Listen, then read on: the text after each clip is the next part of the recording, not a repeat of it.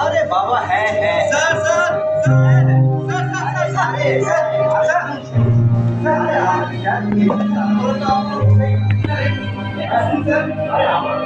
আমি তো পেয়ে গেছি রে বাবা, আপনার কাজ করেই তো হলো।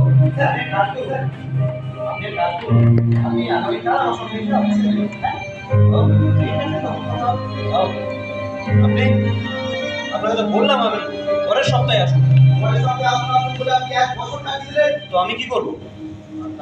তাছাড়া কি বলুন, যা কাগজপত্র দেওয়ার সব আপনাকে দিয়েছি কিনা? শুনুন শুনুন শুনুন, শুধুমাত্র কাগজপত্রে না এ সমস্ত কাজ হয় না।